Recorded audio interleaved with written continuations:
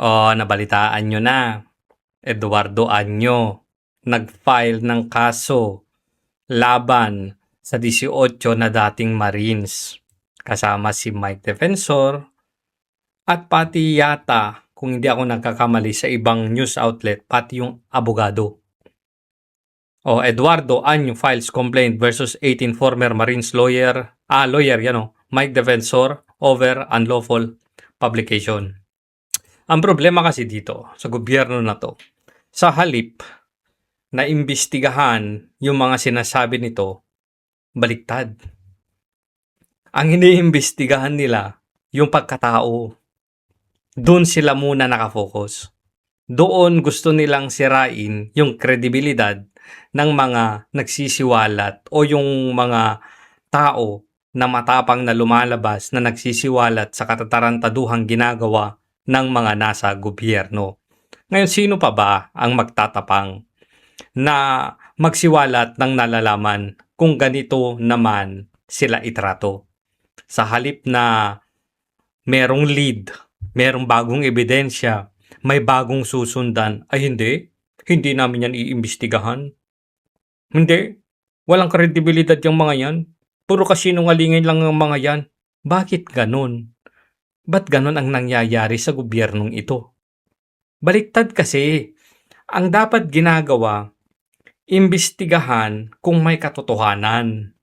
Di ba? Mas positive yun. Ang ginagawa nila, imbestigahan kung kasinungalingan. Aba, negative. Ano bang diferensya ng gossip? Imbestigahan kung totoo. Di ba? Para mapanagot kahit sino, kahit kakampi pa nila. Doon sa isa, iimbestigahan ng kasinungalingan para iligtas yung mga kakampi nila dyan sa loob ng gobyerno. Baliktad talagang utak ng mga bangag. Basahin natin to. Kawawa naman tong mga taong nagsisiwalat. National Security Advisor Eduardo Anyo filed a complaint with the Department of Justice regarding allegations that 18 former Marines received bags of money. Anyo filed the complaints before the DOJ Wednesday, March 4 against 18 former Marines, their lawyers, Levi Baligod, and former lawmaker Mike Defensor. Kawawa naman tong mga to. Anyo filed the complaint cites violations of Article 154 of the Revised Penal Code or unlawful means of publications or unlawful utterance. According to Anyo, it also includes provisions under the Cybercrime Prevention Act. Ano bang ginawa ng mga to kay Anyo? May maleta ka din ba, Anyo? Ba't ikaw?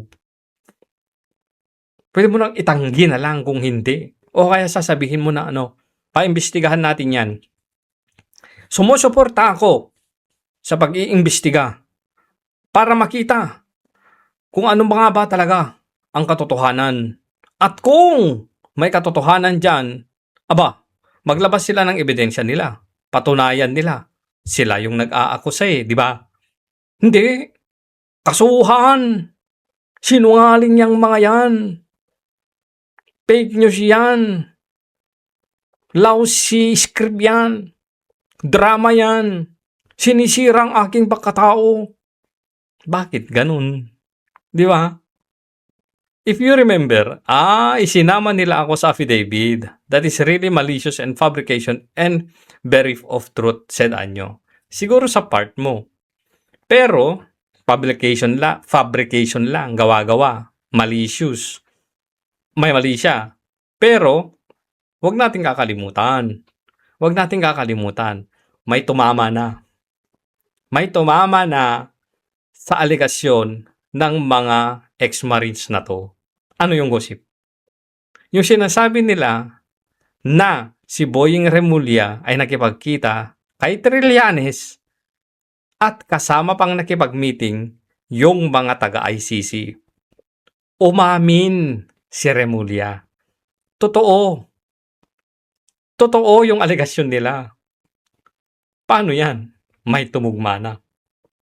Ito ang naiisip ko, Bakit kaya umamin si Boying Remulla? Kung matatandaan natin doon sa hearing, under oath yun ha.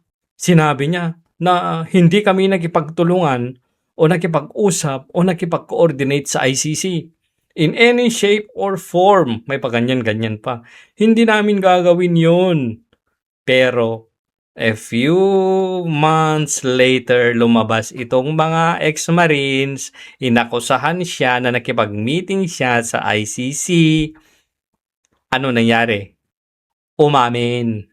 Bakit kaya umamin? Natatakot? Baka may ebidensya. Hindi na niya ide-deny. Aaminin ko na lang. Bakit? Total, ako naman ang ombudsman. Walang makakagalaw sa akin. Okay na ako. Ombudsman ako eh.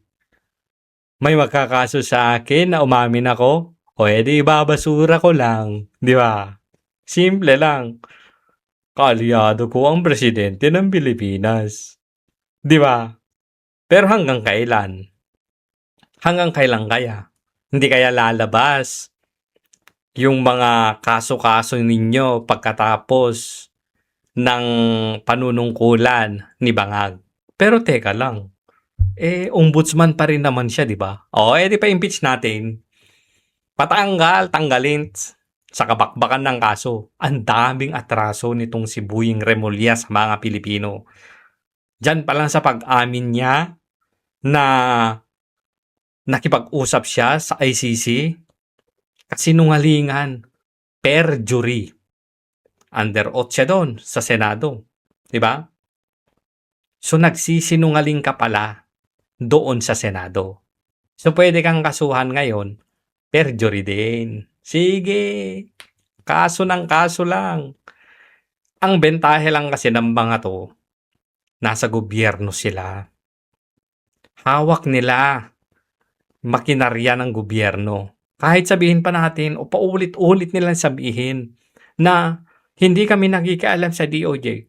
Ang Pangulo ay hindi nakikialam sa House of Representatives. Ang Pangulo ay hindi nakikialam sa trabaho ng NBI. Ang Pangulo ay hindi nakikialam sa trabaho ng Senado. Ang Pangulo ay hindi nakikialam sa kahit anong transaksyon bukod sa sa pagsinghot. Hindi, bukod sa sa executive.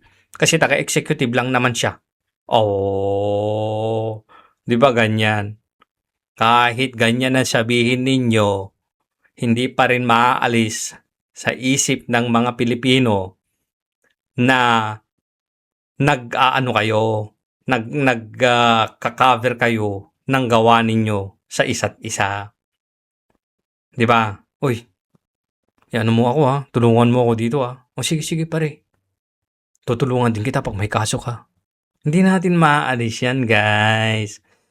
Mag-iisip. Yan na nga ba sinasabi ko eh. Kahit anong deny ninyo, kahit anong paikot-ikot nyo na ngayon sa mga Pilipino, hindi na bobo ang mga Pilipino. Hindi na katulad noon na kayo-kayo, hawak nyo naratibo, hawak nyo media, hawak nyo yung tawag dito, yung mga mainstream media. Ngayon hindi na. Dahil mayroon ng social media. Yung mga Pilipino, nakakapagsalita na, may platform na para maipahayag yung mga nasa damdamin, opinion at nasa isip namin.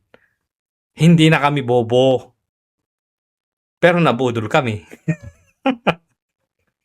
Gagi. Talagang nabudol Hindi tayo bobo pero nabudol tayo. Buisit na yan talaga, oo. So ano na? Paano to? Again, uulitin ko. Sino pa maglalakas ng loob ngayon na magsiwalat ng mga nalalaman nila? Wala. May magsisiwalat, makakasuhan.